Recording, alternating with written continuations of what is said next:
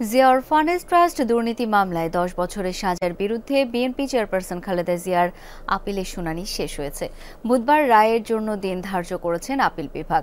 রায়ে ন্যায় বিচার প্রতিষ্ঠা পাবে আশা আইনজীবীদের। 250-টিরও বেশি ডিজাইন অপশন নিয়ে ওয়ালটন স্মার্ট ফ্রিজ, বোঝে আপনার প্রয়োজন। 5 আগস্ট গণ অভ্যুত্থানে আওয়ামী লীগ সরকারের পতনের পরদিন রাষ্ট্রপতি তার ক্ষমতা বলে জিয়া চ্যারিটেবল ও অরফানেজ মামলায় খালেদা জিয়ার দণ্ড মওকুফ করেন। কিন্তু এরপরও জিয়া চ্যারিটেবল ট্রাস্ট দুর্নীতি মামলায় খালেদা জিয়াকে নির্দোষ প্রমাণ করতে হাইকোর্টে আপিল শুনানির উদ্যোগ নেয় বিএনপি চেয়ারপারসনের আইনজীবীরা। 2024 সালের 11 নভেম্বর জিয়া অরফানেজ ট্রাস্ট দুর্নীতি মামলায় 10 বছরের সাজার বিরুদ্ধে খালেদা জিয়ার লিভ টু আপিল মঞ্জুর করেন আপিল বিভাগ। একই সঙ্গে খালেদা জিয়াকে দেয়া 10 বছরের সাজা স্থগিত করেন আদালত। 4 কার্যদিবসের শুনানি শেষে 15 জানুয়ারি এই মামলার রায়ের দিন ধার্য করেন আপিল বিভাগ। শেষ দিনের শুনানিতে জিয়া অরফানেজ ট্রাস্ট দুর্নীতি মামলার আরেক আসামি সাবেক সংসদ সদস্য কাজী সলিমুল হকের আইনজীবী মূলত অংশ নেন।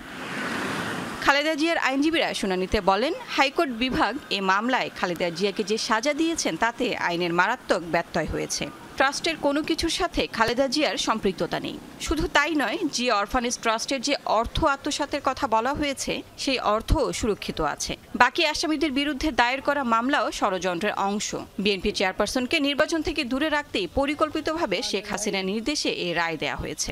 এফআইআরের মধ্যে এমন কিছু ত্রুটি ছিল যে জিনিসগুলো যদি আইনগতভাবে বিচার বিশ্লেষণ করা হতো তাহলে বেগম খালেদা জিয়া নিম্ন আদালত থেকেই খালাস পেতেন।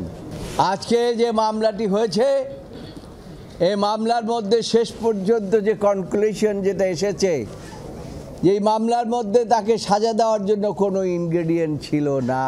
দেশনেত্রী বেগম খালেদা জিয়া, তার দল এবং জিয়া পরিবারকে ভিকটিম করার জন্য ম্যালিশিয়াসলি এই মামলাটা দায়ের করা হয়েছিল।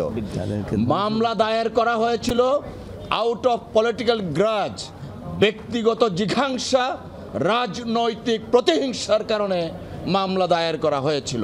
বুধবারের রায়ে উচ্চ আদালতে খালেদা জিয়া ন্যায় বিচার পাবেন আশা তার আইনজীবীদের।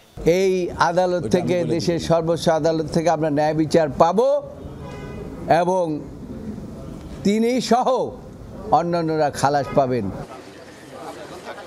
2018 সালে 8 ফেব্রুয়ারি বকশীবাজারের বিশেষ জজ আদালতের রায়ে অরফানেজ মামলায় খালেদা জিয়াকে 5 বছরের সাজা দেয়া হয়। দুদকের আবেদনের প্রেক্ষিতে একই বছরের অক্টোবরে হাইকোর্ট ওই সাজা বাড়িয়ে 10 বছর করে।